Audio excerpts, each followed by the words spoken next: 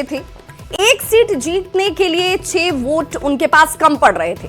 ये 6 विधायकों के लिए उन्होंने एआईएमआईएम को अपने साथ लाया, उनका भरोसा जीता। बीएसपी के मिलने से जीत लगभग तय मानी जा रही थी। कांग्रेस और आरजेडी के 4 एमएलए ने ही खेल कर दिया है। कांग्रेस के 3 और आरजेडी के 1 एमएलए इस वक्त लापता हैं, यानी ये संख्या हो जाती है 4 की। खेला की वजह से कुल 37 वोट ही इस वक्त मिल रहे हैं।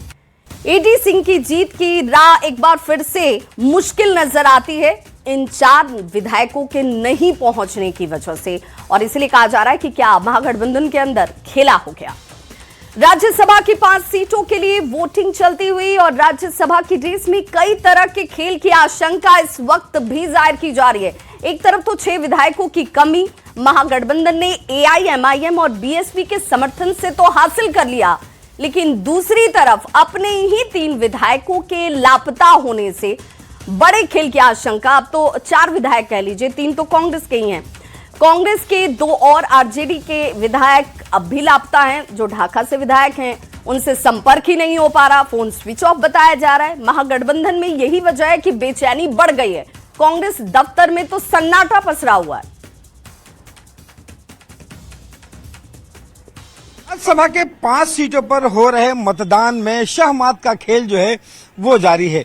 एक तरफ जहां आरजेडी ने जरूरत के जो 6 विधायक थे, 6 वोट जो थे एआईएम के 5 और 1 बीएसपी के, उन्होंने हासिल कर लिया है और ऐसा लग रहा था कि वो जीत उनके करीब है। लेकिन कांग्रेस के 2 विधायक और 1 आरजेडी के विधायक अब तक नहीं पहुंचा है और जिसे लेकर के एक बार फिर से सियासत जो है वो गर्मा गई है। और देखिए, हम अभी सदाकत आश्रम पहुंचे हुए हैं। यहाँ पे ऐसा लग रहा था कि जिम्मेदारी जो है वो मिली है, तमाम नेता यहाँ पे होंगे, लेकिन हकीकत ये है कि कांग्रेस में सन्नाटा पसरा हुआ है और यहाँ पे कोई भी अधिकारी, प्रदेश अध्यक्ष या तमाम जो लोग हैं वो यहाँ पे नहीं हैं। और हम लोग चल के देखने की कोशिश करते हैं कि आखिर कोई आया है या कौन है यहाँ पे। और ये जरा देखिए कि आपको बताते हैं कि पूरी तरीके से जो सदाकत आश्रम है उसमें सन्नाटा पसरा है और खास करके जो फारबिसगंज के जो विधायक हैं वो और वाल्मीकि नगर के जो 2 विधायक जो हैं वो राज्यसभा के मतदान में अब भी जो हैं वो ट्रेसलेस है। उन्हें पता नहीं चल पा रहा है लोगों को कि आखिर वो 2 विधायक जो हैं वो कहाँ गए हैं। और ये जो आप यहाँ पे तमाम जो लोग हैं सो रहे हैं, नींद आ रही है? नहीं। अध्यक्ष जी आए? अभी नहीं आए हैं। और कौन आया है? अभी कोई नहीं है। अभी कोई नहीं, खाली है पूरा सदाकत आश्रम? अभी खाली है। अखिलेश जी भी नहीं आए हैं? ना, कोई नहीं आया। तो यहाँ पे सदाकत आश्रम की स्थिति ये है कि यहाँ सन्नाटा पसरा है। और सबसे खास बात ये है कि देखिए, गठबंधन की तरफ से 6 जो विधायक को बहुमत लेना था वो 6 विधायक तो जरूर जुट गए, लेकिन 2 विधायक जो है फारबिसगंज और वाल्मीकि नगर के अभी भी जो है वो लापता बताए जा रहे हैं। कांग्रेस के तरफ से लगातार कोशिश की जा रही है उनसे संपर्क साधने की, लेकिन कोई पता नहीं चल रहा है। खास करके आरजेडी के एक जो विधायक है ढाका के फैसल रहमान, वो भी पता चल रहा है कि उनकी भी कोई जानकारी नहीं मिल रही है। और अगर ऐसे में अगर 3 विधायक की अनुपस्थिति रहती है तो एनडीए के जो 5 विधायक हैं उनकी जीत होगी। देखना होगा कि आने वाले कुछ घंटे जो बचे हैं उसमें कांग्रेस अपने विधायकों को खोज पाती है या फिर एनडीए का दावा जो है जीत का वो मजबूत दिखाई पड़ता है। कैमरा पर्सन दीपक के साथ रवि एस नारायण, न्यूज 18 पटना। और इधर आरजेडी विधायक कुमार सर्वजीत ने एक बड़ा बयान दिया और कहा कि शाम 5 बजे के बाद बताएंगे कि कहां और किसने धन बल का खेला कर दिया।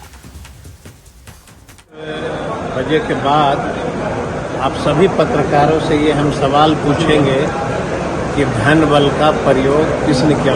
चुनाव होगा, रिजल्ट आएगा, तब न हम इस प्रश्न का जवाब देंगे कि हमने किया कि किसी और ने किया। ये तो सब चीज समय का इंतजार करी। किसने कहा? किस बात का खेला? मैंने आपको क्या कहा कि हम लोग लोकतंत्र के पुजारी हैं।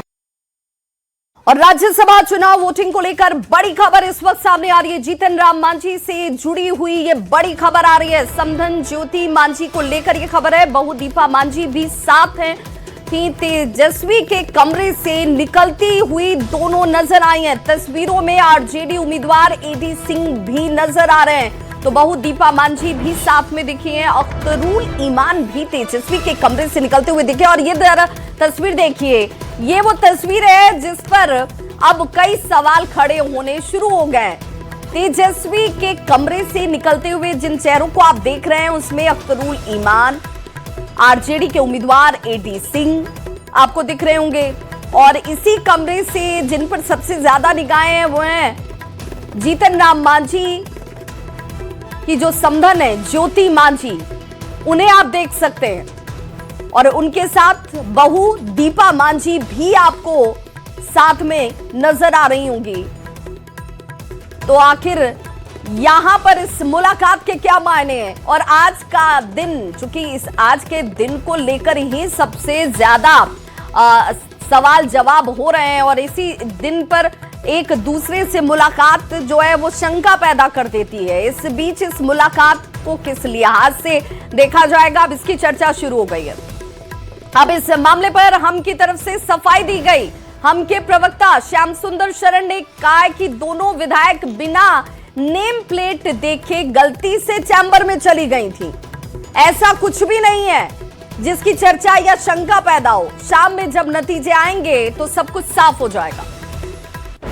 लेकिन ऐसी कोई बात नहीं है। हमारी दोनों माननीय विधायकों ने एनडीए के पक्ष में वोट डाला है। वो आते समय गलतफहमी में उन्होंने नेम प्लेट नहीं देखा और जैसे ही अंदर गई और उन्होंने देखा कि विपक्ष के लोग बैठे हैं वो तुरंत वापस आ गई और आकर के उन्होंने पूरी तरह से एनडीए के पक्ष में वोट डाला है। कहीं कोई गलतफहमी ना, किसी को खुशफहमी है तो रहने दीजिए। दिन भर का गॉसिप है, शाम में मतगणना में क्लियर हो जाएगा। एनडीए के तमाम विधायकों ने, हम पार्टी के तमाम विधायकों ने एनडीए के पक्ष में पूरी तरह से मतदान किया है। तो